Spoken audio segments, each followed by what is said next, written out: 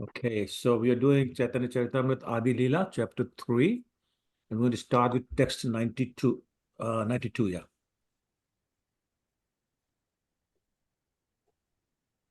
Okay.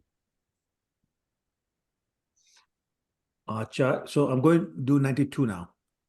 Acharya Gosai, Prabhur Bhakt Avatar, Krishna Avatar Hetu, Jahar Hunkar. Advaita Acharya Goswami is an incarnation of the Lord as a devotee. His loud calling was the cause for Krishna's incarnation. And we're going to cover this point in the next few verses. So I'm going to continue and we'll talk about the whole thing, 3 or 4 verses at the same time. Text 93. Krishna यदि पृथ्वी ते करेन अवतार प्रथमे करेन guru vargere sanchar. Whenever Shri Krishna desires to manifest his incarnation on earth, first he creates the incarnations of his respectable predecessors. Who they are is described in 94. Pita, Mata, Guru Adi Jatmanya Gana Prathame Karen Sabar Prithvi Te Janam. Thus, respectable personalities such as his father, mother, and his spiritual master all take birth on the earth first. So basically, in preparation for the Lord's appearance, all these people start to appear. You may have heard that whenever the president of a country visits another country, they have an advance team that go first to make sure the security arrangements are right and all the things are in place. So it's a similar idea, except these people are there to play certain roles. So the role of parents, teachers, family members, friends, others who will participate in the pastimes, and sometimes they are demons also. So we know that in the time of Lord Ramchandra, Ravan, Kumbhakarna, etc., they were there. Tadka, Marichi, they were all there before him. And Lord Krishna's Lila, there's so many demons who appeared before him, including Kansa, his Mamaji, or Mamu. And so the point is that all these people appear in order to facilitate the pastimes of, of the Lord, whichever incarnation is coming in. And for example, we also know that when Krishna was going to appear, he requested Radharani to come. And she said, I'll come only if Yamuna is there, Govardhan is there. So arrangements were made for them to appear, so on and so forth. And that's basically the point being made here, that all these people appear before the Lord to facilitate his pastimes or help in facilitating the pastimes. 95. Madhav Ishwarapuri Shachi Jagannath Advait Acharya Prakat Pehla se hi saath. So Madhavendra Ishwar Puri, Shrimati Sachi Mata. Everybody knows Sachi Mata, who she is? She's the mother. Right. Right. Jagannath Mishra, the father, they all appeared with Shri Advaita Acharya. So somebody wants to read the purport? I can read, Prabhuji. Go ahead, Prabhu. Whenever the Supreme Personality of Godhead descends in his human form, he sent ahead all his devotees who act as his father, teacher, and associates in many roles. Such personalities appear before of Lord Shri Krishna Chaitanya Mahaprabhu. There appeared his devotees like Shri Madhavendra Puri, his spiritual master, Shri Ishwar Puri, his mother, Srimati Sachi Devi, his father, Shri Jagannath Mishra, and Shri Advait Acharya. Thank you. So Advaita Acharya was a contemporary of his father. I think he was about 50 or 55 years older than Lord Chaitanya. And so we'll talk about Lord Advaita Acharya in a lot of detail in chapter 5. But for now, we'll just talk a little bit about him. So text 96. Prakatiya dekhe acharya sakal sansar Krishna bhakti gandhin vishay vyavhar. Advaita Acharya, having appeared, he found the world devoid of devotional service to Shri Krishna because people were engrossed in material affairs. Text 97. केहू पापे केहू पुण्य करे विषय भोग भक्ति गंध नाही जाते जाय भव रोग. Everyone was engaged in material enjoyment, whether sinfully or virtuously. No one was interested in the transcendental service of the Lord, which can give total relief from the repetition of birth and death. Okay, who wants to read the purport? I can read, Prabhuji. Go ahead, Mataji. Advaita Acharya saw the entire world to be engaged in activities of material piety and impiety without a trace of devotional service or Krishna consciousness anywhere. The fact is that in the material world, there is no scarcity of anything except Krishna consciousness. Material necessities are supplied by the mercy of Supreme Lord.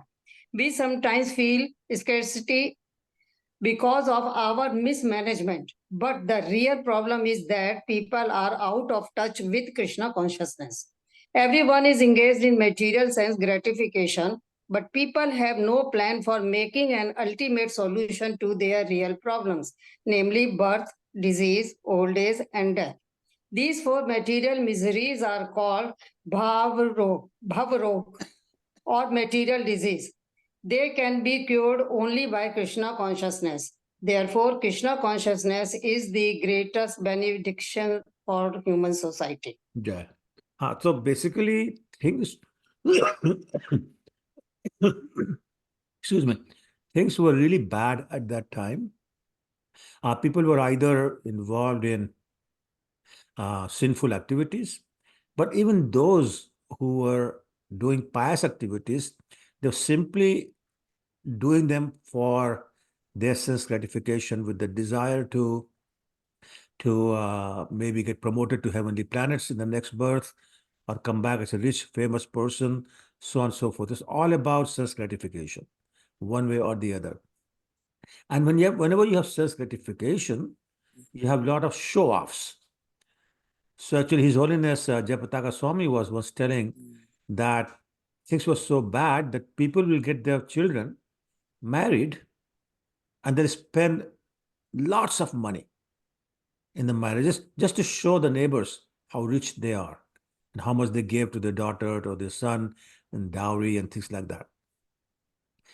If somebody didn't have children, they'll get their dogs or cats married and spend the same amount of money just to show off again to the neighbors. Look how rich we are and how generous we are with our spending money and doing this and that. So the point is that everybody was interested in sense gratification. Nobody was interested in Krishna consciousness.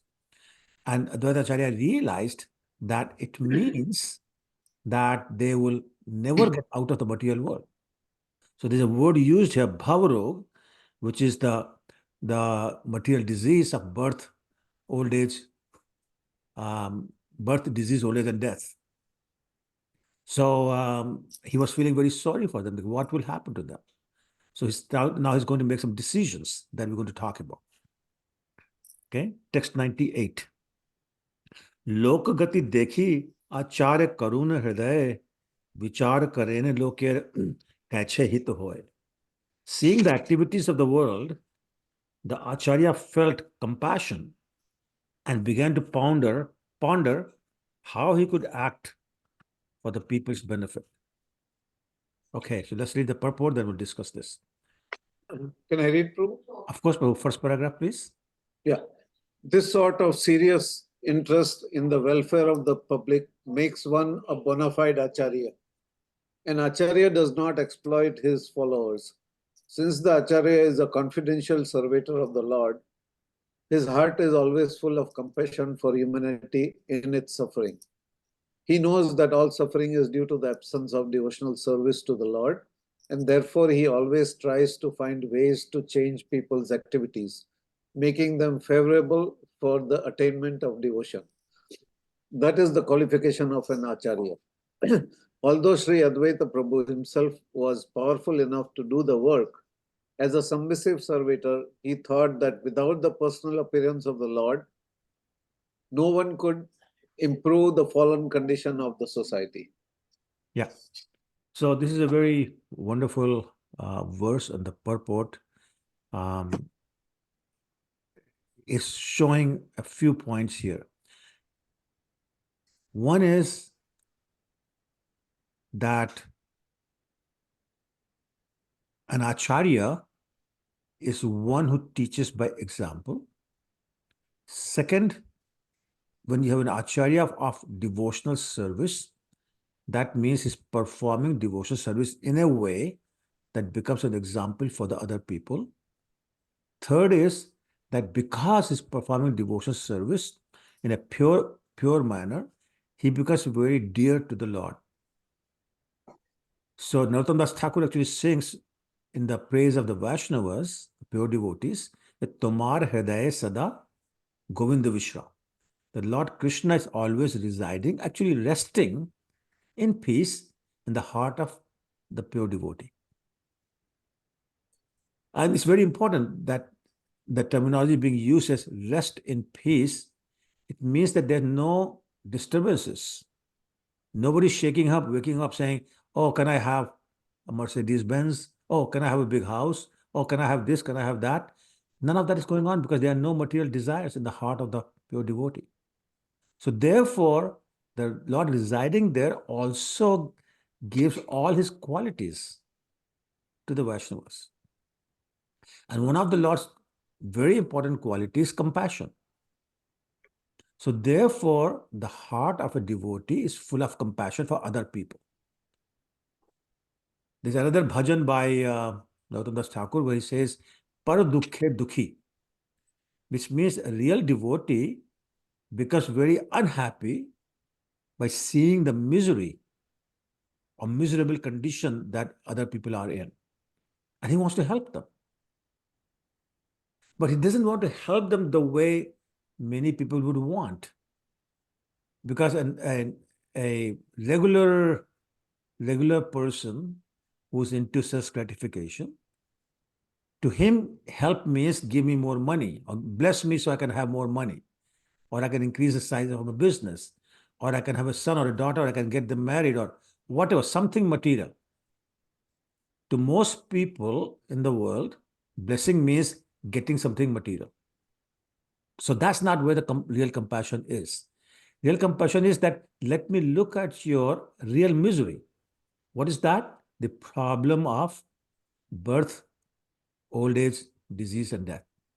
So actually, somebody was joking that this is why our covering, the covering of our soul, is called a body. And body is an acronym.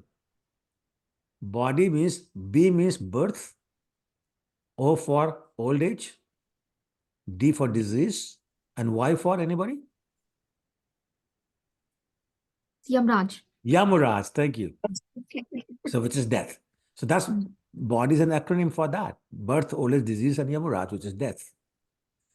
So pure devotees like Advaita Acharya is saying, so I have compassion for you so you get rid of these miseries. And there are three other miseries. What are the other three miseries in the world, material world? Adi Devik, Adi Bhautik, Correct. Correct. So miseries caused by the demigods, miseries caused by other living entities, and miseries caused by our own body and mind. So those 7 miseries, there's no way to avoid them. The only way we avoid them is by not taking birth in the material world. So pure devotee says, my compassion for you is that I want to help you that you never have to come back. And that's why sometimes, at least in Canada, when we chant happy birthday to people, we don't say happy birthday, we say Hare Krishna, Hare Krishna. And then we end it by saying, may you never take birth again. That's our prayer for everyone. May you never take birth again, because that's the only way to get rid of these miseries. So that's the real compassion. And Advaita Acharya was feeling that compassion for everybody in the world. He was seeing that what a critical, what a miserable condition they are in, and they're not doing anything to get out. All their efforts are actually to ensure their return to the material world. a common man in the world works very, very hard to ensure that they come back. Does that make sense to everybody? Yes, No? Prabhuji. So he's saying, let me distract you from your normal activities that ensure you return and get you to do the activities that will ensure non-return. So you can get one-way ticket back to Golok Vrindavan. Excuse me. So a devotee always tries to find ways to change people's activities so that they become favorable to the execution of devotional service. Okay, and that is the qualification of an acharya. This purport is saying that. Okay, then he's saying now another quality of a pure devotee is humility. So Advaita Acharya is Supreme Personality of Godhead himself, and we'll talk about that in a minute. He's very much capable of delivering everybody by himself. But he says, no, I will not do that. Quote unquote, I'm not qualified. And therefore, Krishna has to come to do this. So now he's going to make arrangements for Krishna to appear as Lord Chaitanya. Okay? He's saying nobody else can do this job.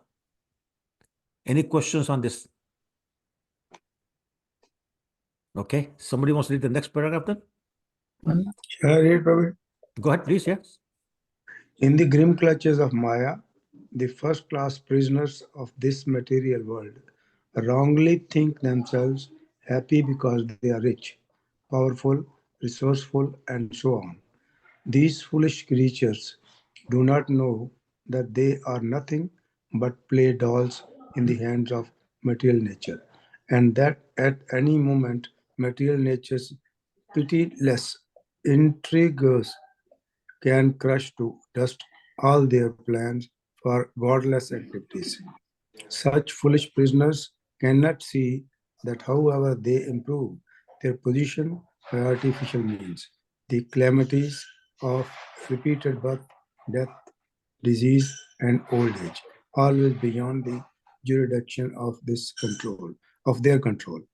Foolish as they are, they neglect these major problems of life and busy themselves with false things that cannot help them solve their real problems. They know that they do not want to suffer death or pangs of disease and old age, but under the influence of the illusionary energy, they are grossly negligent and therefore do nothing to solve the problems. This is called Maya.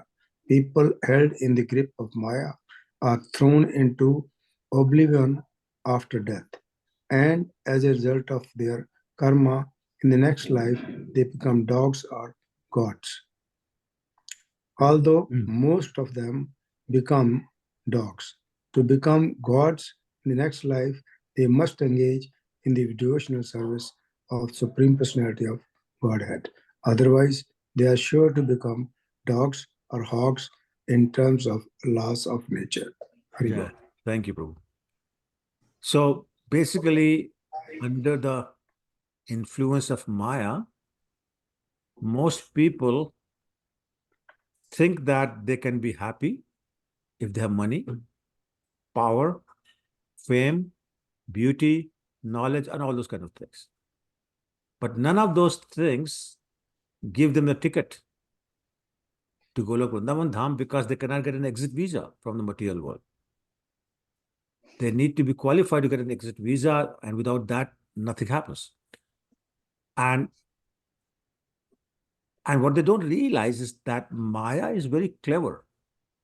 It can come in any form as a real serious allurement or attraction and bind you with the ropes of the three gunas, Sattva-guna, Rajoguna, Tamoguna, before you realize it. Not only that, in some ways, we are all masochists. Does everybody know what masochist means? What's a masochist? Anybody? Like mesmerized, Prabhuji? No. Masochist is a person. It's masochist. Huh. It's masochist. Yeah. Sorry? Masochist. No, no, masochist. Suspended. Anyway, so masochist is a person who loves to have pain inflicted upon them. Hurt them, they're very happy. Hit them, beat them, whip them, that makes them very happy. Yeah. And that's who we are when we deal with Maya. She slaps us, she whips us, she beats us, punishes us, and we say, yeah, this is great.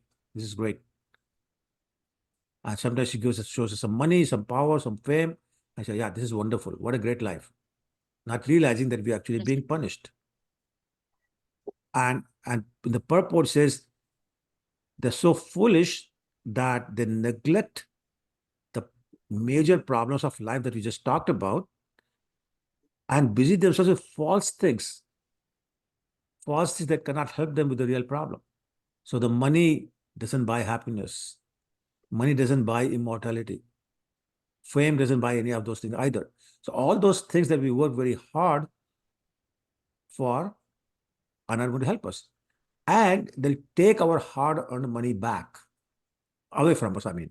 So the very smart people in the world who fool people into thinking that if you buy their cream, they'll become more beautiful.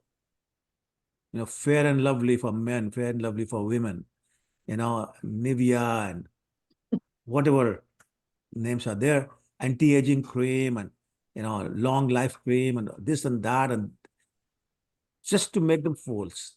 Treat them like, sorry, take advantage of their foolishness and fool them into believing all these things just so they can spend their money. And people do it very gladly. So anyway, but the point is, none of these things will help solve these 7 problems of life. And some people, you know, do all sorts of so-called pious activities so they can be gods in the next life, but that doesn't work either. Unless you're a devotee, best you can do is become a demigod, but again, you have to come back anyway.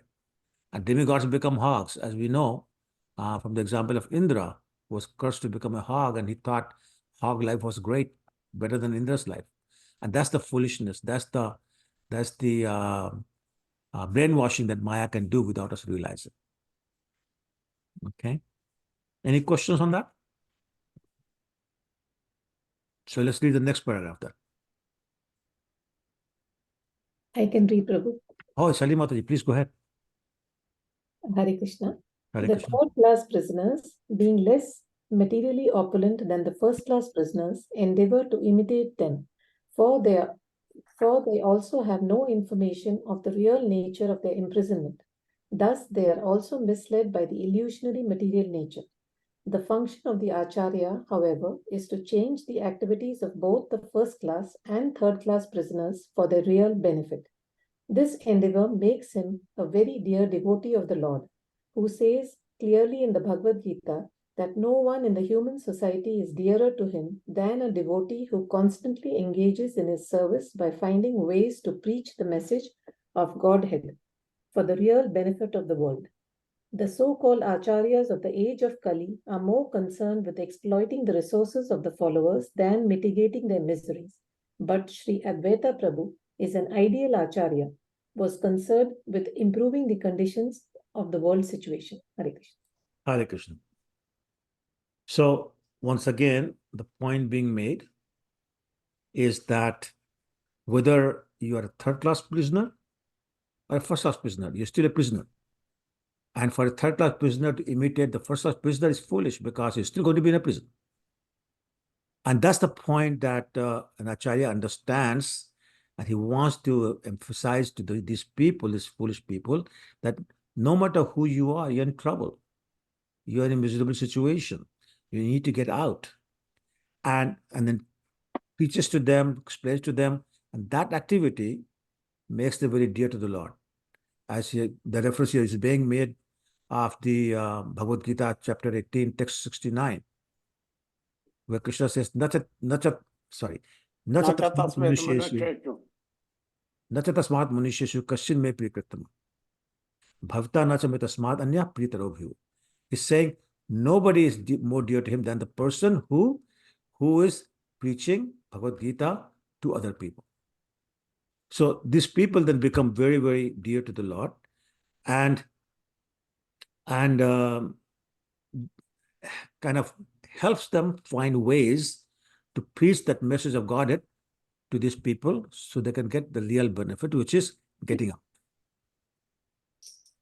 Unfortunately, the so-called acharyas of the age of Kali are more concerned with exploiting the money, etc., from of the followers, so they can become rich, rather than explaining the real problem and the solution to these people. They become very famous and lots of followers, but they simply exploit them. Not pure devotees like the Acharya. As an ideal Acharya, he's simply concerned with improving the conditions of these unfortunate souls who are stuck in the material world. Okay? So this is thought process going on. So 99 again further explains the thought process of Lord Advaita Acharya. He's thinking, Apani Shri Krishna yadi karene avatar, apane achari bhakti karene prachar. He's thinking, if Shri Krishna were to appear as an incarnation, he himself could preach devotion by his personal example. So obviously, somebody who has the experience of whatever can explain this much better than somebody who doesn't have any experience. Somebody has only bookish knowledge, the explanation are not the same level as someone who actually has the experience in those topics. So that's what Advaita is thinking. So text 100 is a very powerful verse. Everybody should try to memorize this verse.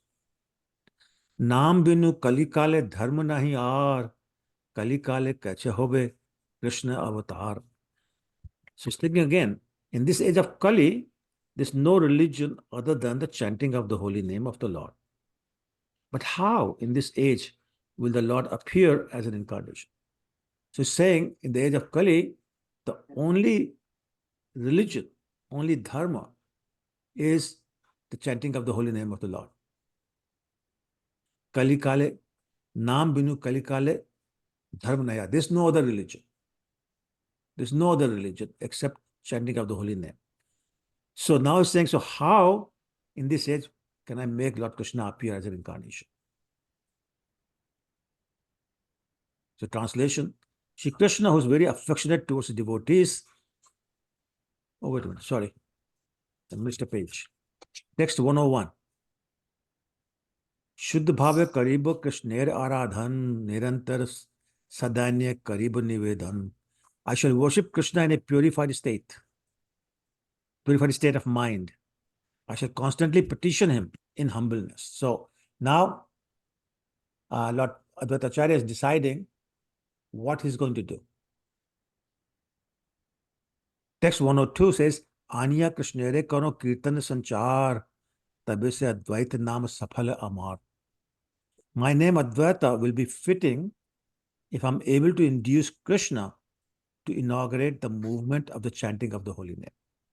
He's saying, my name Advaita will be fitting or suitable only if I'm able to induce Krishna to appear as an incarnation and inaugurate the movement of the chanting of the holy name, the samkirtan movement.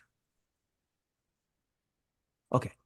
So let's read the purport and we'll explain this a little bit more about Advaita Acharya. Any volunteers? I can read, Prabhuji. Please go ahead. The non-dualist Mayavadi philosopher who falsely believes that he is a non-different from the Lord is unable to call him like Advaita Prabhu. Advaita Prabhu is non-different from the Lord, yet in his relationship with the Lord, he does not merge with him, but eternally renders service unto him as a plenary portion.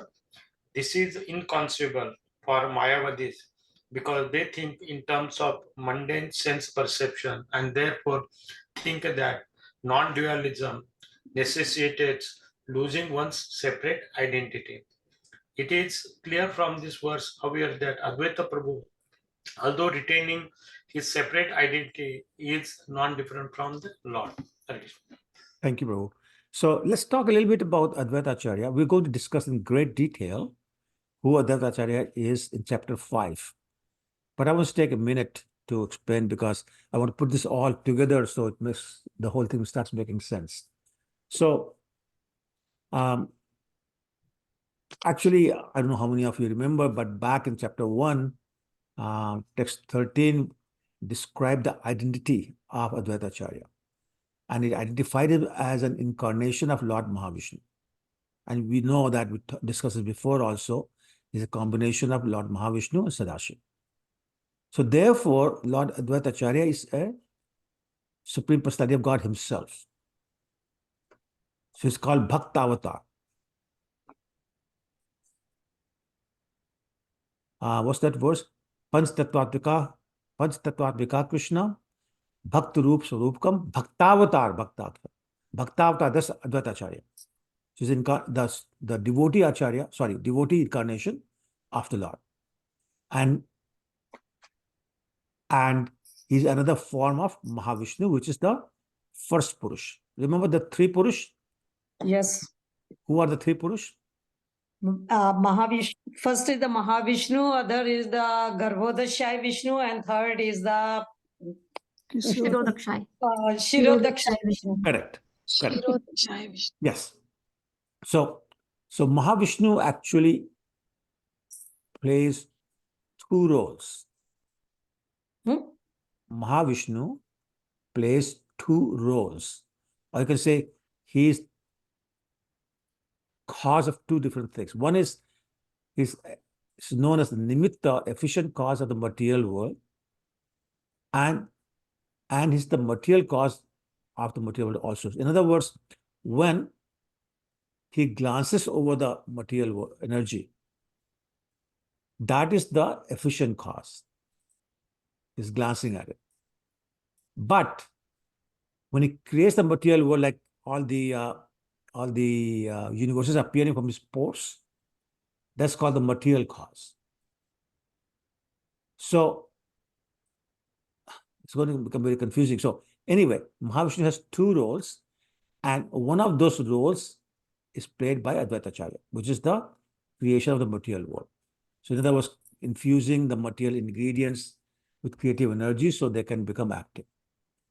So in other words, Advaita Acharya is the original cause of creation of these billions and billions of universes. And it is he who expands as Garbhodakshai Vishnu and maintains each and every universe. The reason he's known as Advaita, because he's identical in all respects to Mahavishnu.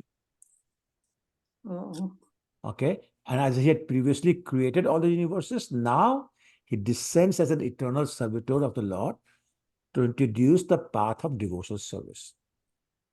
And he delivered all living entities in the material world, or on earth, I should say, by giving gift of Krishna Bhakti. And he explained as Advaita Acharya in Shantipur, he explained Krishna Bhakti. Explained Bhagavad Gita and Srimad Bhagavatam in the light of Krishna Bhakti. And also because he has no other occupation than to teach devotional service, that's another reason why his name is Advaita. And because he's the spiritual master of all the devotees, he's also known as Acharya. So combine the two, and his name becomes Advaita Acharya. And it is through him that Lord Chaitanya spread the Sankirtan movement, and through him that Lord Chaitanya delivered the whole world. Okay, I'm going to stop and see how many people are confused. Or is it all okay? Crystal clear? Okay, then I guess. Hare Krishna, Prabhu. Hare Krishna, Venki Prabhu. Prabhu, can you repeat those two reasons again, Advaita Prabhu? Sorry, those two what? Those two reasons you mentioned, can you repeat? Oh, yeah, sure, of course.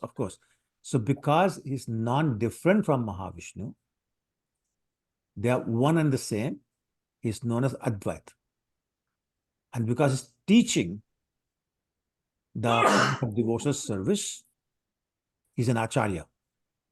So combine the two, his name becomes Advaita Acharya. Okay, thanks, Prabhu. Okay, Prabhu. Did that make sense? Yes, correct. Yeah. Okay, all right. Gayatri? I'm sorry. Prabhuji, sorry. Little confusing here. So you said he plays two roles when he glances over the material energy. No, Mahavishnu plays two roles. Yes. He glances at the material energy. Yes. From his pores, he produces these universes. Those are the two roles. That's one thing you said. That's one thing. When he No, no. glances. I'm sorry? So can you repeat what you just said? He has two roles. Mahavishnu Yes. has two roles. One is it glances over the material world, material energy, sorry, Yeah. and transfers the living entities through that glass. Okay. Second role is that from his pores come out Hmm. these trillions and trillions of universes that we know as the material world. Okay. Okay? Okay, Prabhuji, thank you. Sure. Gayatri? Hey Krishna Prabhuji. Hi, Krishna. So this part about how in Kali Yuga it's only Nam Sankirtan. I always understood that was something that was established by Chaitanya Mahaprabhu. But then we're reading Advaita Prabhu is saying this, as a prayer, and saying, like what he's thinking is the only way is chanting, and he's praying for the Lord to come down to spread this to everybody. So was this written somewhere else prior to Chaitanya Mahaprabhu? Was because they were such close associates that Advaita Prabhu already know this? See, the problem is that we only think of once only, Yes, right? So it's not the first time Kali Yuga has happened. that is yes. And every Okay. Kali Yuga is the same story, right? Okay. Him being the supreme Yes. personality of Godhead, he knows what happened in the previous Kali Yuga. Okay. Okay? And Okay. it's his humility where he's saying, I don't want to do it. I can't do it. Although he can, that I'll ask Lord Krishna to come as Lord Chaitanya to do it. So then Lord Chaitanya gets the credit for starting the movement. The process was there, Okay. but he started this movement. Thank you, Prabhu. Okay, make sense? Yes. Okay. Hare Krishna Prabhu. Usha ji. Hari Bol. Very good. So Prabhu, can I ask a question? Of course, only if you want to, though. So, thank you. So, how did Advaita Acharya know that there is Mahaprabhu and I should call him to spread the Nam Sankirtan? Who's Advaita Acharya? We just talked about it. Who's Advaita Acharya? He's avatar. He was a teacher of. He's an incarnation of the Lord, non-different from the Lord. Of course he knows. He's not an ordinary person who just appeared here. He's the Lord himself in the form of an eternal servitor. That's why it's called Bhakta Avatar. But that's still not different from the Lord. So Lord Chaitanya, Lord Advaita Acharya, they're not different. Lord Krishna, Advaita Acharya, not different. Mahavishnu, Gavadasha Vishnu, Advaita Acharya, not different. Oh, Is that hard to understand? yeah, I actually understand it now. Okay, good. I'm glad you asked.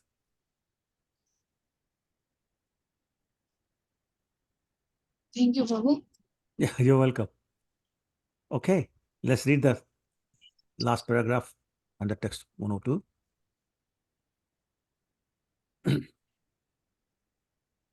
I can read, Prabhu. Go ahead, Gayatri. Yeah, go ahead.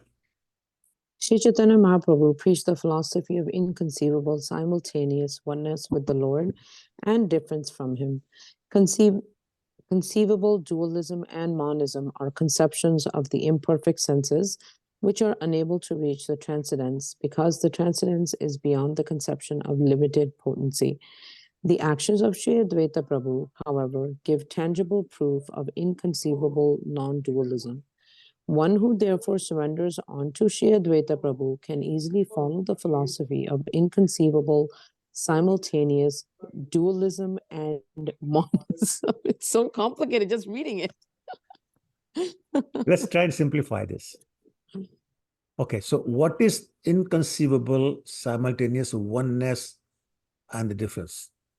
Achintya bheda bhed. हाँ, तो translation बढ़िया किया. What does it mean? What does it mean? That there's Not They are same and different at the same time. same time. Okay, so how are we same and how are we different? Quantitatively, they're Uh, different, I and can go, qualitatively, they're yes, same. Quantitatively, we yes. are? Quantitatively, they're different, but qualitatively, they're same Okay. How are they same qualitatively? because they're all Because- coming from Krishna. Okay. Yeah, Mame vansho jivaloke Every jiv part- hutasana. part- part and parcel. there's a part- Right. So parcel- go back 15.7. Mame vansho jivaloke parcel of Krishna. jiv huta sanatana. So we are all part and parcel of Krishna. Therefore, we have the same qualities. Example Prabhupada gives, you take a piece of the gold bar, then Yes. the quality is the Gold. same. You take a spoonful of ocean water, quality is the same. But quantitatively different. So go back to a spoonful of ocean water. How are they different quantitatively? It's huge. We are little. Amount is less. Yeah, one teaspoon is 5 milliliters. One ocean, I don't even know how many liters is, or kiloliters, whatever, right? Quantitatively very different. Similarly, if you take a little piece of gold to make your earrings, it's quantitatively very different from the big gold bar, right? So similarly, Krishna is known as Vibhu, is all pervading, unlimited. Whereas what is our size? Limited. What is the size as described in Bhagavad Gita? Anu, Prabhu. Very small, Anu. Anu, Anu. yes, but what's the dimension given in Bhagavad Gita? Is it the Prabhuji? Is it the 10,000. one part? Sorry. 1/10,000 part of the tip of the hair. Yes, exactly. Yes. So that's how small it is. 1/10,000th, the tip of the hair, Yeah. right? Whereas Krishna is unlimited. So that's quantitatively different, qualitatively the same. Yes. But another point we made in chapter 50, text 7 of Bhagavad Gita is Sanatana. What does Sanatana mean? Eternal. Eternal. That means we are all eternal. Yeah. That means we never lose our existence. Correct. So those people who are impersonalists, they say we merge and we lose our existence. And we are saying no. Lord Chaitanya said no. Okay? So now, oneness doesn't mean we lose our existence. I'm just going back to the second line of that third paragraph. Simultaneous oneness and difference, right? So oneness does not mean that we become one with the God. No. Body. No, I'm just explaining. Mm. Because impersonalists say oneness means you merge. Lord Chaitanya is saying, no, we never merge. We never lose our identity. It's like impersonalists say it's like mixing sugar and water. We are saying, Lord Chaitanya is saying, no, it's like mixing sand in water. Sand particles never lose their existence. So we never lose our existence. And we remain the eternal servitor. Whether we leave this body, go to Golok Vrindavan, or go to hell, heaven, or another body in the material world, we never lose our existence. Okay? So oneness means we are same qualitatively. Okay? And then difference, of course, we just talked about it quantitatively, we are different. So then it says here at the end of the paragraph, Charitamrita, however, gives tangible proof of inconceivable non-dualism. Right? Non-dualism means that there is no difference. And that is the qualitatively. Everybody with me so far? Dualism means you're different. Non-dualism means you're not different. Everybody with me? Yes, Prabhuji. Yes. Okay. Yes. Okay. So therefore, it's saying, therefore, if you follow Lord Advaita Acharya, then you can easily understand the philosophy of Achintya Bheda Bhed, inconceivable, simultaneously one and different. Everybody enlightened? Yes, Prabhuji. Okay, Monism kya? Monism Monism kya? means one. This only one. So at the end of the leave your body, you all become one. Mixed with You merge. You merge. finish. Yeah. Oh. Okay. Prabhuji, yesterday I was reading 4.10 and Huh. Prabhupada used the most amazing words in that. Huh. He said it's like spiritual suicide. Yes. Yes. I love that phrase. Yeah. Okay. Any other questions or comments? So we merge with Lord? No, we don't. That's what whole point. We don't. We don't, yeah, but the impersonal say we merge Yes. with Lord. Correct. इतनी औकात है हम सबकी वही तो उससे पूछो. इतनी औकात है हमारी जो हम भगवान के साथ मर्ज हो जाएंगे. Yeah. How can they think illogical things? Oh, there are a lot of fools. Because they don't believe the Sakar Roop. Yeah, that's also true. Yeah. Okay. 103. Krishna बस करीबेन कौन आराधने विचारिते एक श्लोक आइले तार मने. While he was thinking about how to propitiate Krishna by worship, the following verse came to his mind. So as he was thinking about what to do, how to bring him down, this verse came to his mind. That's text 104. Tulsi Dala. Tulsi dala matrena jalasa chulukena va vikrinite swam atmanam bhaktebhyo bhaktavatsalaha. Shri Krishna, who's very affectionate towards his devotees, sells himself to a devotee who offers him merely a tulsi leaf and a palm full of water.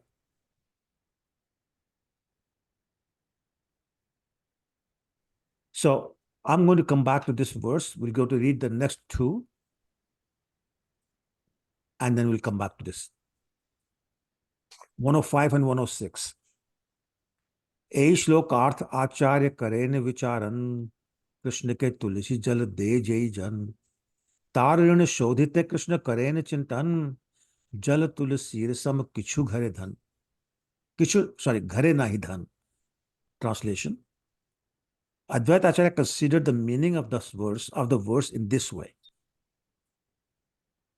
Not finding any way to repay the debt he owes to one who offers him a tulsi leaf and water. Hare Krishna, Avani Mataji, you were saying something? Okay, let's start again. Advaita Acharya considered the meaning of the verse in this way. Not finding any way to repay the debt he owes to one who offers him a tulsi leaf and water. Lord Krishna thinks there is no wealth in my possession that is equal to a tulsi leaf and water. Now, this is very important. So I'm going to combine these three verses, 104, 105, and 106, and talk about why. Why is it that Krishna says, I'll sell myself to someone who offers me tulsi leaf and water?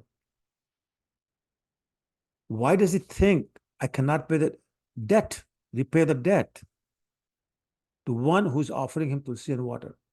So tulsi must be something, very great. So I thought we should spend a few minutes talking about Tulsi Maharani. Is that a good idea or a bad idea? Good idea, Prabhuji. Thank you. I was hoping somebody would say.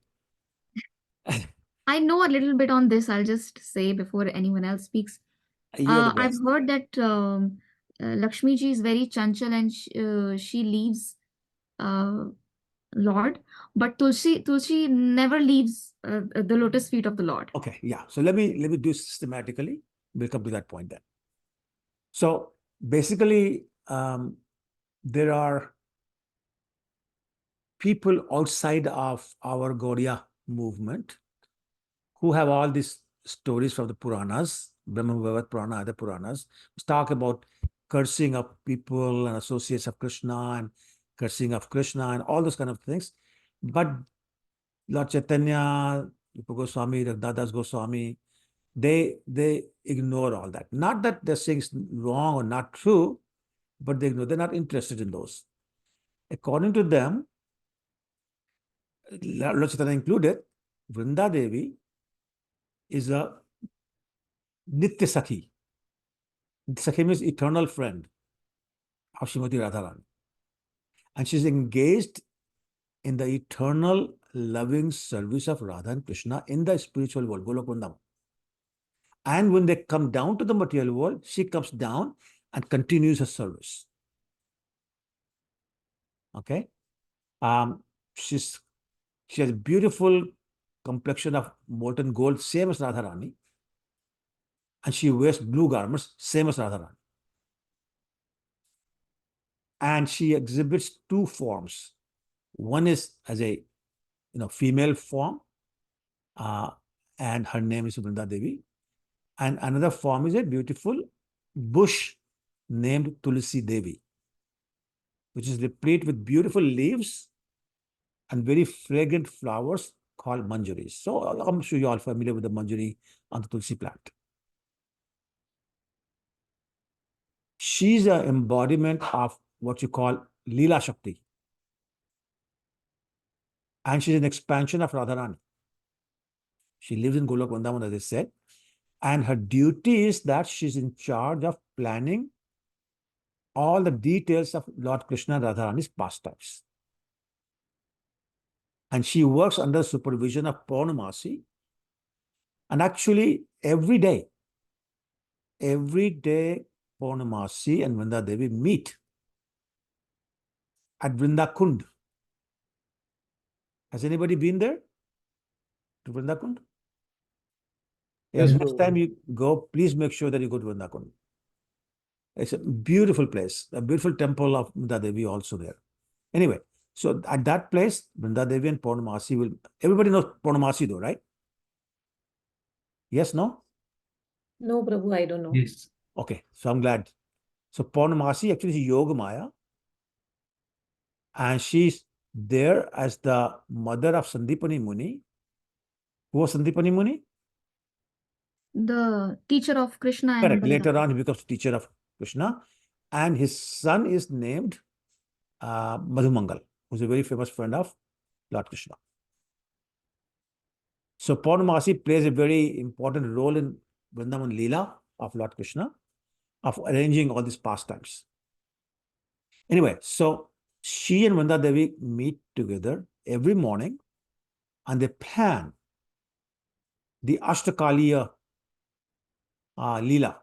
Everybody understand the term Ashtakaliya? Ashtakalin, Ashtakaliya, whatever. Everybody knows? It's like the 8 hours of the day or 8 times of the day. So every Kal is 3 hours or approximately 3 hours. So Ashtakalin means 24 hours a day. So there are different pastimes happening in these 3-hour batches. Together they're known as Ashtakali or Ashtakalin. Everybody together with me so far? Okay. So they plan what Krishna and Radha will do. Sometimes, actually most of the time, what happens is that Radharani was given a task by Mother Yashoda. When Mother Yashoda had heard that Durvasa Muni gave a benediction to Radharani that whoever enjoys her cooking will have a long and healthy life. So she invited Radharani to come cook for Krishna. So Radharani after marriage was living in a place called Yavat, and Krishna was living in a place called Nandagaon. So Vrindakund is right in the middle of Yavat and Nandagaon. So when Radharani is coming from Yavat or returning to Yavat from Nandagaon, she passes through Vrindakund. So what will happen is that after the breakfast, Krishna, Balaram, and their friends will leave Nandagaon to go to the forest to take care of the cows and the calves. And Radharani will return to Yavat. But they'll meet in the middle in Vrindakund. Actually, there's another kund behind Vrindakund known as Gupta Kund. Gupta means secret. So that kund is not manifested, although they are now digging another kund that they're going to call the Gupta Kund right there. But anyway, that's where they'll have the confidential conversation and they'll make the confidential plans of the day. And that meeting will be attended by Vrinda Devi. So she will know what the schedule for the whole day is. And then her responsibility was to work with Purnamasi under her supervision, with her permission, to make elaborate arrangements for an appropriate forest spot, which will have specific trees, creepers, fruits, flowers, even birds and other animals. They'll all be arranged. And she'll personally select the color combinations, fragrances, what kind of songs will be sung, what kind of musical instruments will be played, who will play them, all that to ensure the pleasure of Radha and Krishna. She will decide which of the gopis and the manjaris will assist Lalita and Vishakha, who are always there, of course. Who will offer the sandalwood pulp, who will serve refreshment, who will play the musical instruments, who will fan Radha and Krishna, who will do chamar, who will offer pan, all those things were all planned out for all those 8 different periods every day.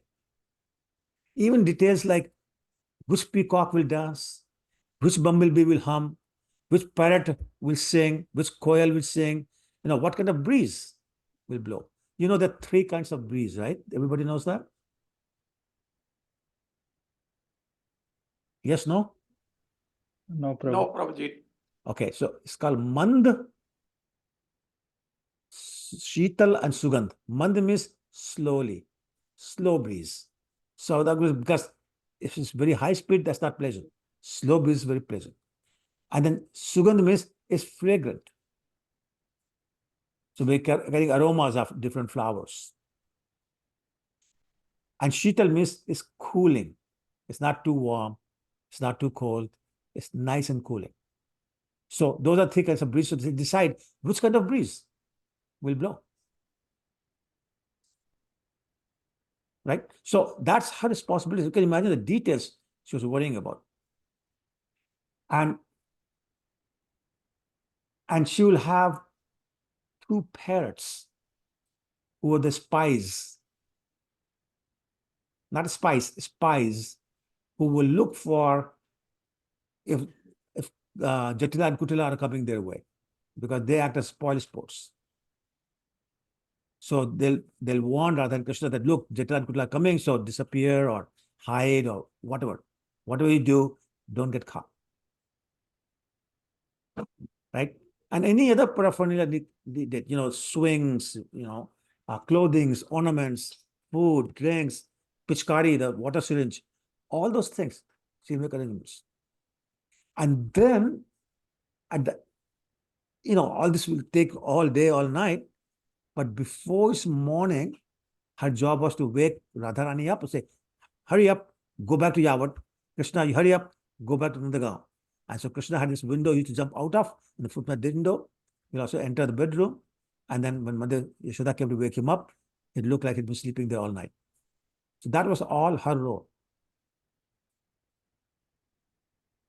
Another point is that Vrindavan is the land of Vrinda Devi. She's the queen of all the properties in Vrindavan. But there's a past time where she, Vrinda Devi, offered entire kingdom, her kingdom Vrindavan, to the lotus feet of Srimati Radharani. And from then on, Radharani became Vrindavaneshwari. It means the queen of Vrindavan. Now, Radharani was so appreciative of the service being performed by Vrinda Devi that one day she made an arrangement where she called Lalita Sakhi and Vishakha Sakhi and some other friends and made a plan to reciprocate the service of Vrinda Devi. So they built a big throne, big enough for 2 people to sit on. And they had Krishna sit beside Vrinda Devi. Lalita Sakhi became the priest and she chanted mantras to invoke marriage. And Radharani personally helped Krishna and Vrinda Devi exchange garlands. And that's how the wonderful wedding ceremonies performed. So that's the other Tulsi Vivaha we talk about. Not Tulsi Shaligram, this Tulsi Krishna. And she's so dear to Radha and Krishna that without the mercy of Vrinda Devi, no one can enter Vraja Dham. So actually there are, I think, 5 personalities whose permission you need to enter Vrindavan. Of course, Radharani, Vrinda Devi, Gopeshwar Gop Mahadev, Yamuna Devi, and Govardhan Hill. So you need 5 people's permission. Enter. Without their permission, without their mercy, we cannot even enter the Vraja Dham. Okay. One time what happened was Radharani went to one of her friends. Her name was Chandanam. And she said, please tell me, how can I get Krishna's association? And Chandanam said, best way to do that, and I've read this in Garg Samhita, she said, I've read this in Garg Samhita, that you serve Tulsi Maharani. Serve Tulsi Maharani. This is Radharani being told to serve Tulsi Maharani in 9 ways. Gazing at her, touching her, remembering her, glorifying her, offering obeisances to her, offering prayers to her, planting her, watering her, and worshipping her. And Radharani did that. And she would offer a leaf to Krishna. She'll do arti and deepdan, etc. And she'll offer leaf to Krishna. She will sow tulsi plants, take darshan of tulsi plants. And that's how she got the association. Like, not that's how, but that is one of the ways or reasons she got association with Lord Krishna. And that is why we don't call it Radhavan, we don't call it Krishnavan, we call it Vrindavan, to continue to emphasize the importance of Vrinda Devi herself and the role that she plays. As we know that in Tulsi Maharaj's prayer, Ei nivedan dharo, Shakhir anugatya karo, seva adhikar diye, karo nij dasi. That we are looking for her permission to be able to serve Krishna and Radha. Without her permission, we cannot do that. And also, Chandanan, the Sakhi, told Radharani that Yamraj will never go into a home which has tulsi plants in it, or which is in the midst of a tulsi forest. Bhakti Saraswati Maharaj once said, Tulsi Maharani is our spiritual master. And Lord Chaitanya's disciples would always put a tulsi plant beside Lord Chaitanya when he was chanting his beats, on his beats, I mean. And he said, Lord Chaitanya said many times, that just as a fish cannot live outside of the water, I cannot live in separation of Tulsi Maharani. So very, very powerful. A couple more points. In the Skanda Puran, I should say, it says that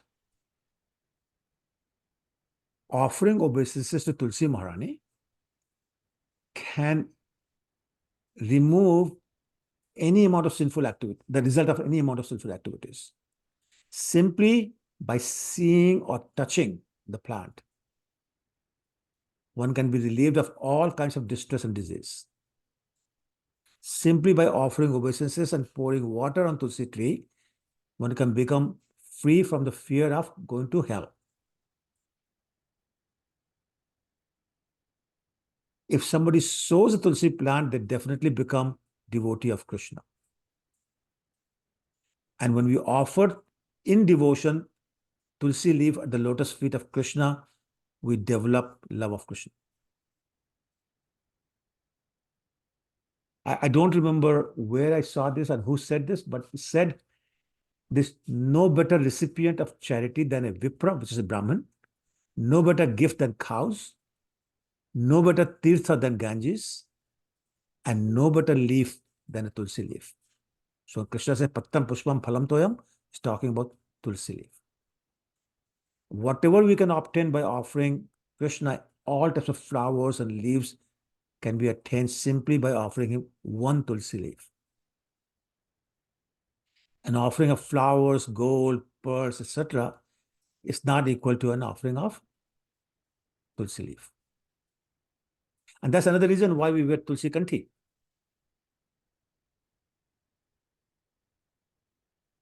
Yat kant tulsi nasti tenar moodh manasa. Those people who don't wear tulsi kanthi, they are moodhas.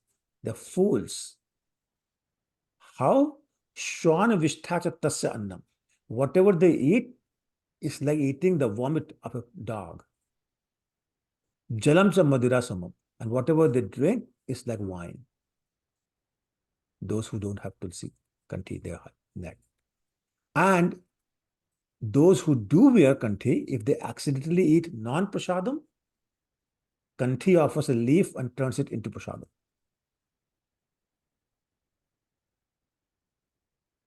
We also know from Srimad Bhagavatam that when the Govardhan Lila happened, and Govardhan was eating all the offerings, mountains and mountains of this, and he kept saying anayor. Does anybody know what anayor means? More. Or love, Kept or saying love. anayor, more. And finally it was all finished. Everything was finished and he was still asking for more.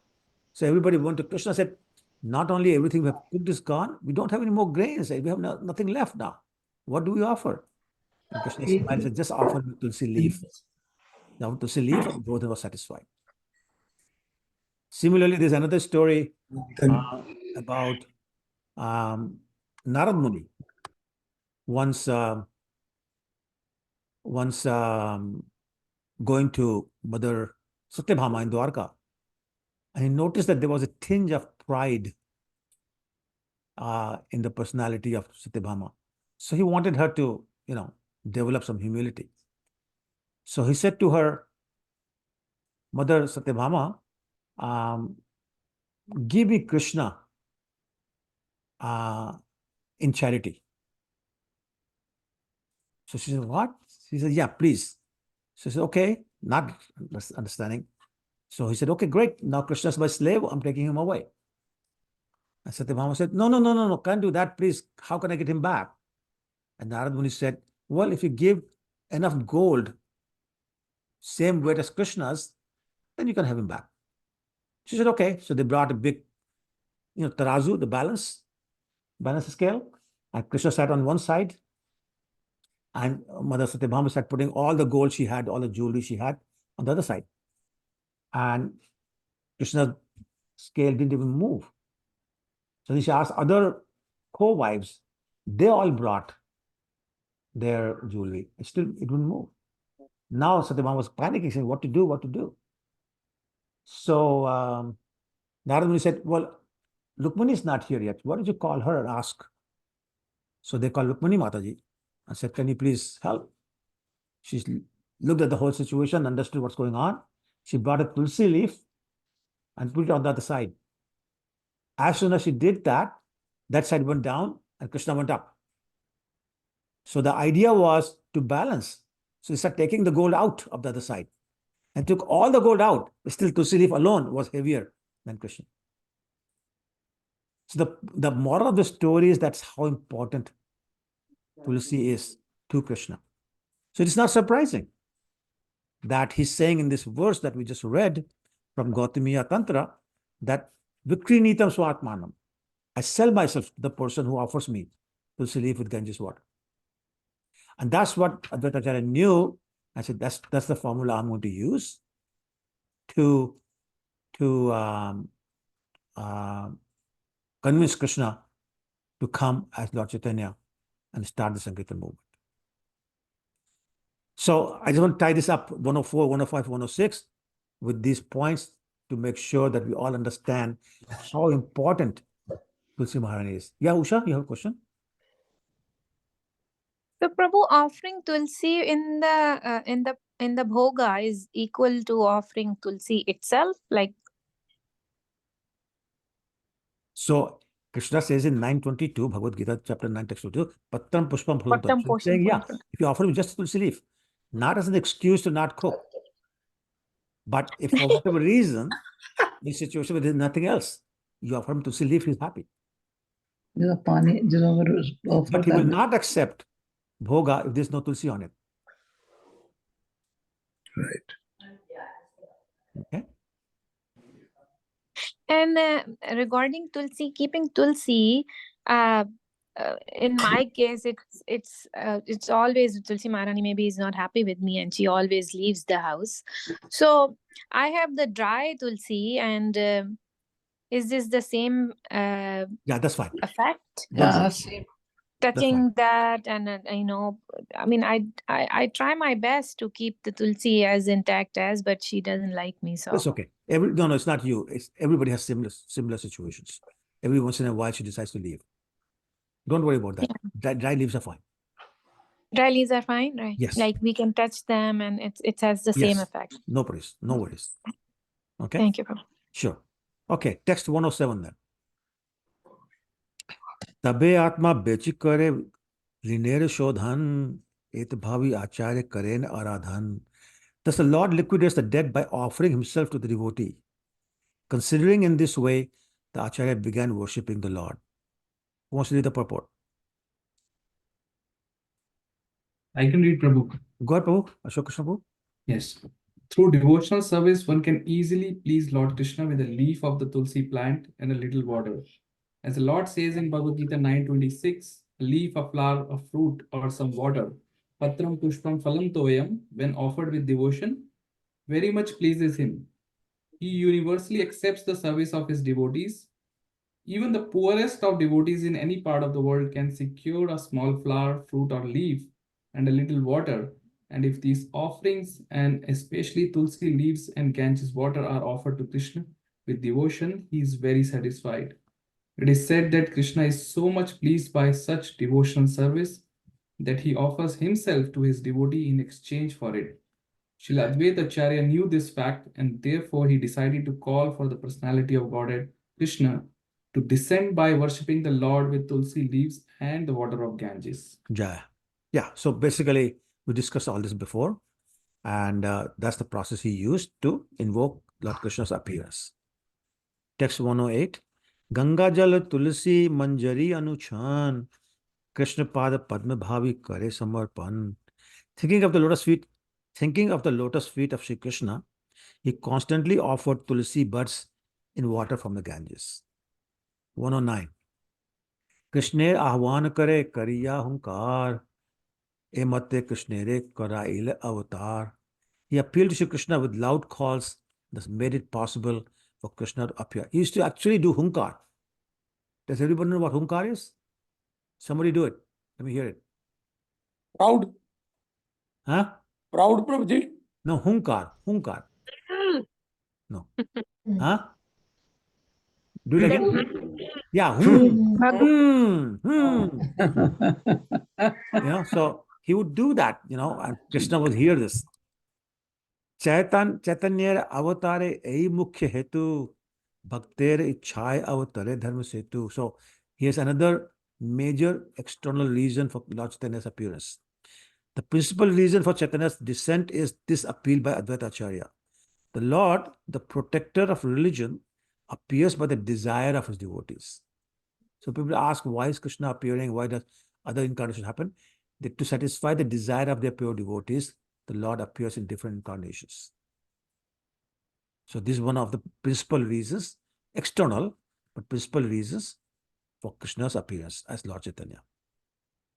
Okay. 111. Twam bhakti yoga paribhavit hrit saroj asya shrutikshit patho nanu nath punsam yad yad dhyatu urugay vibhavayanti tad vapu pranayeshe sad anugrahaya.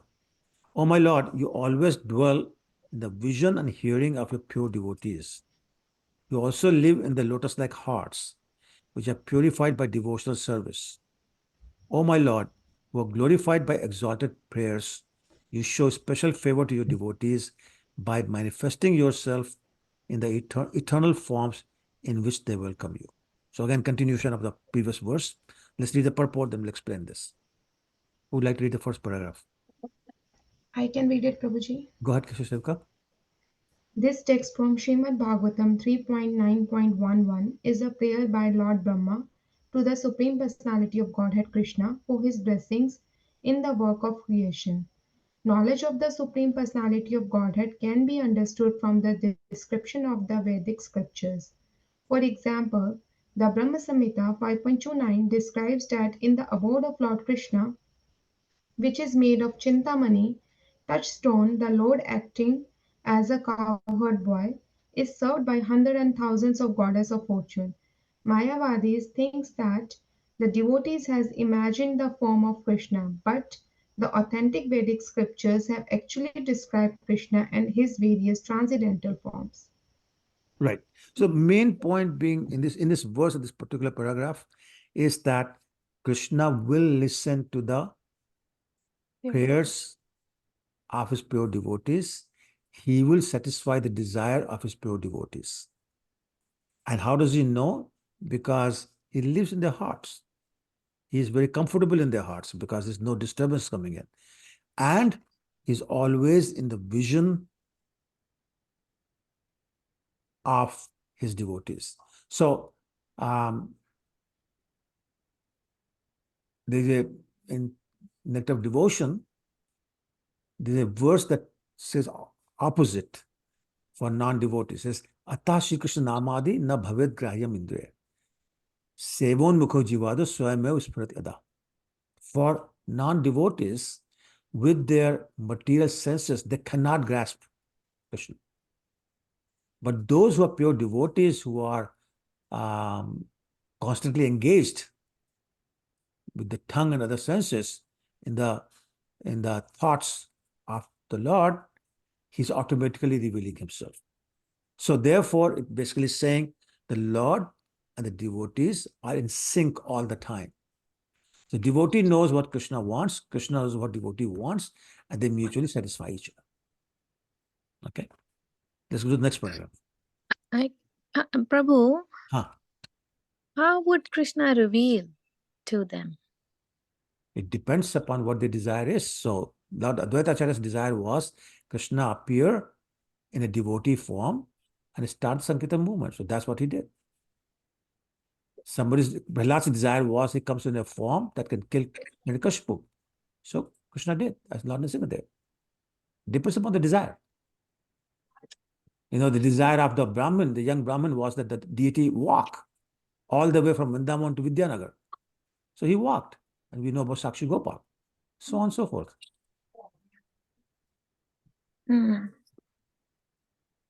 Okay? Yes, Prabhu. Sure. Who wants to read the next paragraph? I can do it. Oh, go ahead, Visha. The word Shruta in Shruta Sita Pataha refers to the Vedas, and Ikshita indicates that the way to understand the Supreme Personality of Godhead is by proper study of the Vedic scriptures. One cannot imagine something about God or his form. Such imagination is not accepted by those who are serious about enlightenment. Here, Brahma says that one can know Krishna through the path of properly understanding the Vedic texts. If by studying the form, name, qualities, pastimes, and paraphernalias of the Supreme Godhead, one is attracted to the Lord. True. He can execute devotional service, and the form of the Lord will be impressed in his heart and remain transcendentally situated there. Unless a devotee actually develops transcendental love for the Lord, it is not possible for him to think always of the Lord within his heart. Such constant thought of the Lord is sublime perfection of the yogic process, as the Bhagavad Gita confirms in the 6th chapter, text 47, stating that anything absorbed in such thought is the best of all yogis. Such transcendental absorption is known as samadhi. As pure devotee who is always thinking of the Supreme Personality of Godhead is the person qualified to see the Lord. Yeah. So again, the point being made is that we have to be constantly thinking of the Lord, but we cannot do that unless we love Him. We can only constantly think of somebody or something that we love. And if we do that, then Krishna will help us. So, Tesham satat yukta nam bhajatam priti purvakam. Dadami buddhi yogam tam yen mam apyantite. I'll give the intelligence by which they come to me. Similarly, in chapter 6, that's being referred to here, he says, Yoginam api sarvesham madgate natratma. Among all the yogis, the one who's always thinking about me. Shraddhavan bhajate yomam samay yuktamo mata. The best of the yogis is that one who with great faith is serving me, remembering me, thinking about me, all those kind of things. So he's saying here that pure devotee who's always thinking of the Lord becomes qualified to see the Lord. So again, thinking of the Lord in a pure way, he becomes qualified to see the Lord. So once again, making the point that Advaita Acharya is qualified to see the Lord and therefore is also able to call him. This is the next paragraph. I can read. Go ahead, please. One cannot speak of Uruge, the Lord who is glorified by sublime prayers, unless one is transcendently elevated. The Lord has innumerable forms, as Brahm Samhita confirms. Advaitam Achyuttamanadi Mananta Rupam. The Lord expends himself in innumerable forms. When a devotee hearing about these innumerable forms become attached to one and always thinks of him, the Lord appears to him in that form. Lord Krishna is especially pleasing to such devotees in whose heart he is always present because of their highly elevated transcendental love. Right. So as we know, actually, when we talk about Lord of Krishna's appearance, how did he first appear? Where did he first appear? I'm talking about the prison. Where did he first appear? It may be a trick question, I don't know. First, he appeared in the mind of Vasudeva. And from there, he appeared in the heart of Vasudeva. From there, he got transferred to the mind of Devaki and to the heart of, and then he appeared outside. Right? Same thing with Jagannath Mishra and Sachimata. Lord Chaitanya appeared first in the mind and then transferred to mind or heart of Sachimata. So that's how he does it. And we know many stories where he appears in the heart of pure devotee. Sometimes he disappears also to increase the desire to see him more. But he does appear. It all depends upon what's in your heart. If your heart is pure, he'll appear. If your heart is full of anarthas, he'll never appear. Right? He wants a clean, nice, clean, pure place. His heart is devoid of material desires, he'll appear there. Okay? 112. यही श्लोकेर अर्थ कही संक्षेपेर सार भक्तेर इच्छाए कृष्णेर सर्व अवतार. So again, making the point, the essence of the meaning of this verse is that Lord Krishna appears in all his innumerable eternal forms because of the desires of his pure devotees. So Krishna in all his incarnations appears because his devotees want him to. So his whole purpose is to satisfy the desire of the devotees. 113. चतुश्लोकेर अर्थ हैल सुनिश्चिते अवतीर्ण हैला गौर प्रेम प्रकाशिते. Thus I have surely determined the meaning of the fourth verse. Lord Gauranga appeared as an incarnation to preach unalloyed love of God. So this is going back to the fourth verse of the first chapter, where the 17 verses describe all these things. 114, this is the end in almost every chapter. Shri Rupa Raghunath Pade Jar Ash Chaitanya Charitamrita Kahe Krishnadas. Praying at the lotus feet of Shri Rupa and Shri Raghunatha, always desiring their mercy, I, Krishnadas, narrate Chaitanya Charitamrita following in the footsteps. So why is he always praying to Rupa Goswami and Raghunath Das Goswami? Any ideas?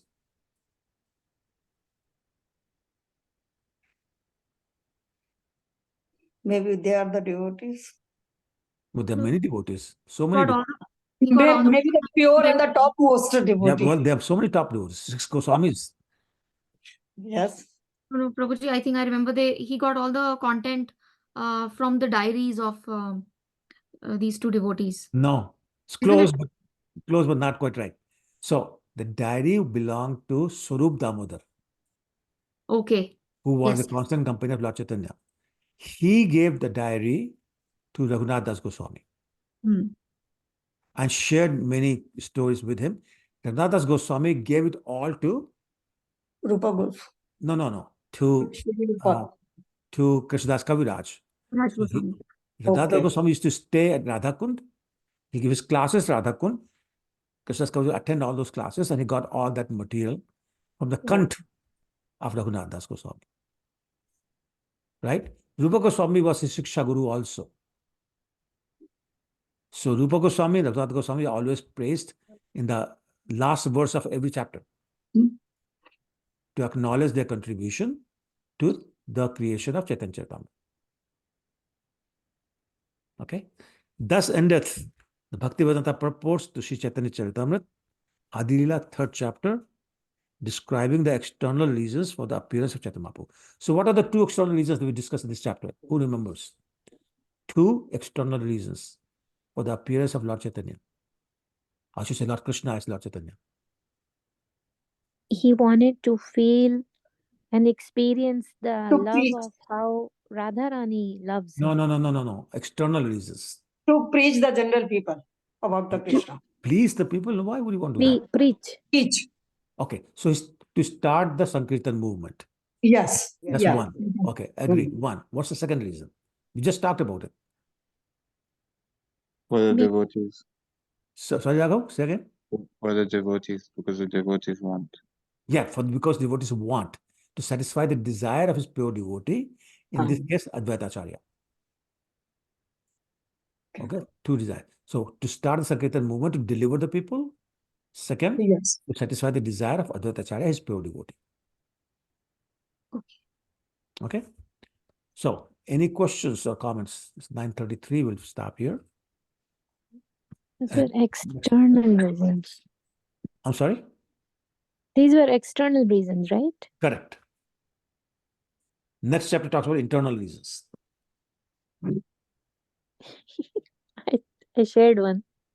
Yes, you did.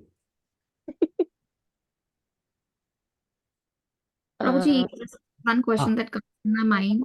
When Radharani herself helps in getting Krishna and Vrinda Devi married, we have heard the stories where she gets jealous even when there is a mention of Chandravali.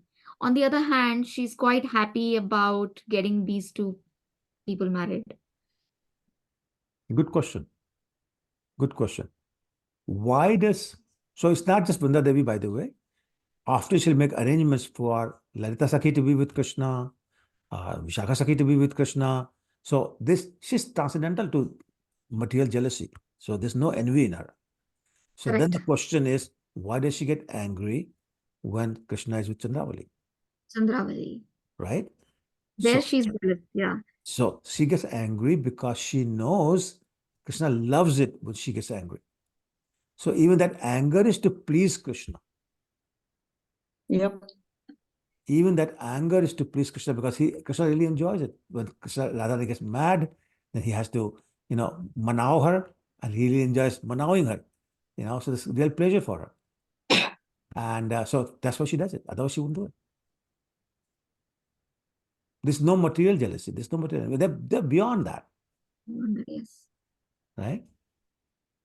Yeah. Everything in Radharani's life, the Gopi's life, for the pleasure of Krishna. Whatever makes him happy, they'll do it. Gopis are the parts of Radharani herself. Correct. They are expansion of Radharani. Correct. Expansion. And all the details that you were talking about, like the breeze, the bugs, and the kind of trees they want, the color combinations, is it all mentioned in the 10th canto in detail in Srimad Bhagavatam? No. No, not in 10th. Not like, in detail. I haven't read the whole Bhagavatam. Wherever there is a mention of the Lila, the final stage. So Skanda Puran talks about it. There's some mention in Padma Puran, but not in Bhagavatam, not these details. Not these details. Okay. Some details are there that she'll make arrangement, but it stops there. Gopal Champu has a lot of these details. Jiva Goswami.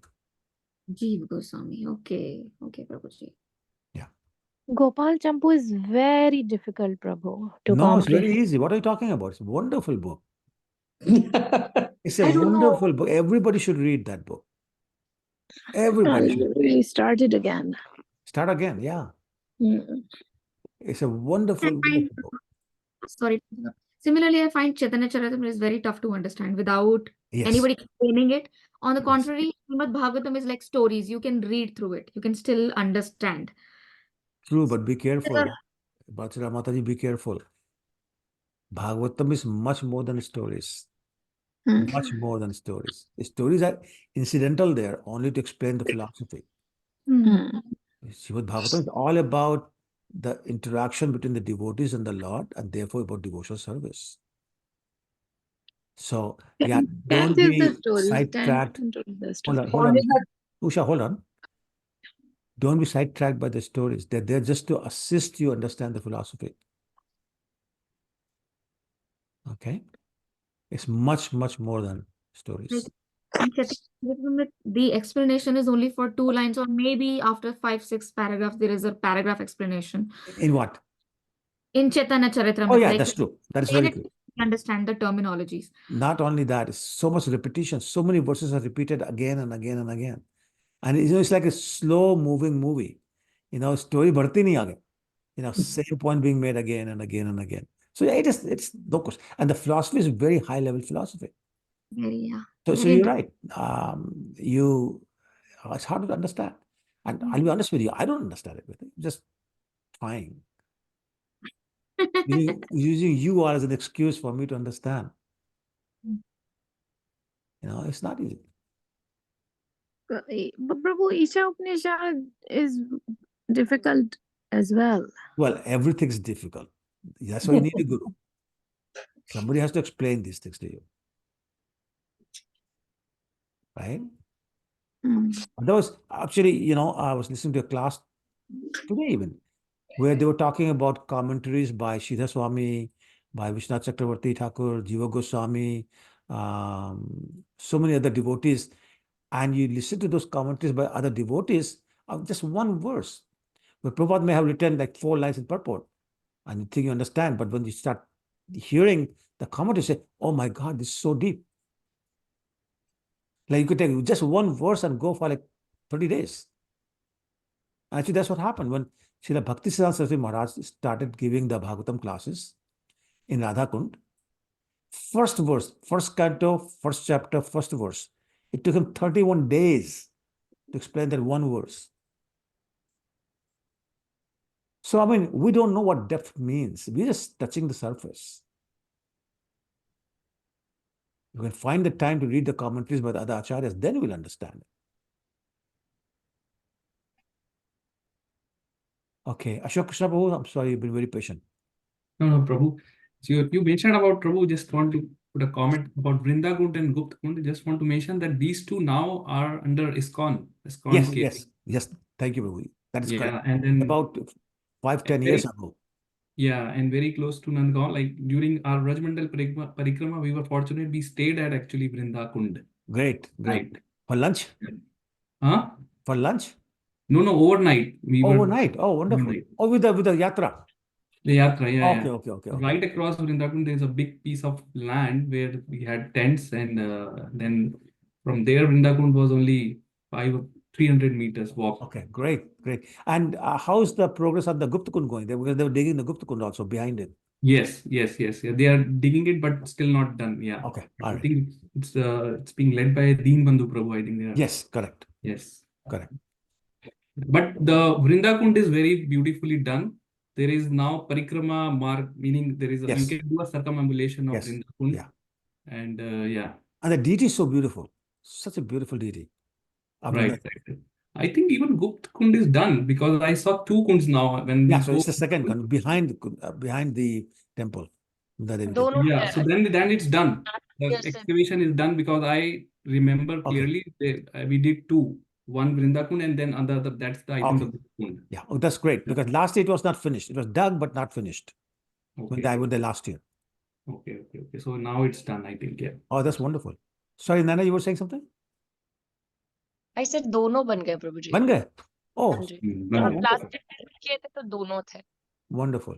And it was so wonderful कि जब हमने किया था हम actually second day पहुंचे थे तुलसी विवाह के next day. So it was very beautifully decorated. It was so Oh, wonderful. Prabhu ji, Yeah. I have a question, please. हाँ. जो हमने अभी last reason पढ़ा कि भगवान appears because devotees wants him to appear, और जब हम last paragraph पढ़े थे, then it says when a devotee is hearing about his innumerable forms, when attached to one and always thinks of him, the Lord appears to him in that form. मुझे हम इतने सारे different forms में कृष्णा को पूजा कर रहे हैं. गाड़ी में बैठते तो नरसिम्हा देवी ठीक है, रथ यात्रा में नाच रहे तो जगन्नाथ जी आ रहे हैं. I just want to know, हम ठीक ट्रैक पे कि हम deviate हो रहे हैं? No, you're totally on the right path because they're all non-different. So what happens is at some point in time you become attached to one form. Like maybe a good example. Hanumanji was attached to the form of Lord Ram. And to prove that point, Lord Krishna actually sent somebody to fetch Hanumanji saying, please tell him Krishna is waiting for you. And Hanumanji made an excuse. Yeah, abhi aa rahe hain, yeah, I'll be there. Never showed up. So then Krishna said, this person again said, this time tell him Lord Ram is waiting. As soon as Hanumanji heard that, he dropped everything he was doing and ran. Yep. So that's the real attachment. None of them others matter. We'll get there. Right now we're in the practice mode, right? We're practicing. One day we'll get there. Can I ask you something, Prabhu? Only if you want. So you just said that there are times when we get attached to certain specific form. Okay. Why is that so? Huh? Why is that so? Something connects. Remember, you have a what you call Siddha Swarup, which means your original identity. In that original identity, we are attached to somebody, but now we have forgotten. So sometimes that connection just shows up and you become attached.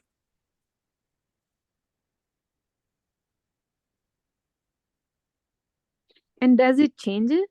Like, does it change? No, if it's a real attachment, it will not change. That's like asking a woman, are you really attached to your wife, or can I, attract you to some other man?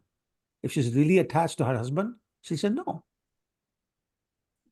So same No. thing. In Krishna's like connected to Krishna, and like sometimes we get attached to the Damodar form. That's what I'm saying. Because right now we are not attached really. We're not really attached. We think we are attached. Our attachment is flickering. It's not steady yet. So flickering attachment is whatever looks good that day. We're not married yet. That's why. Yeah. Once we get married, then we won't go anywhere.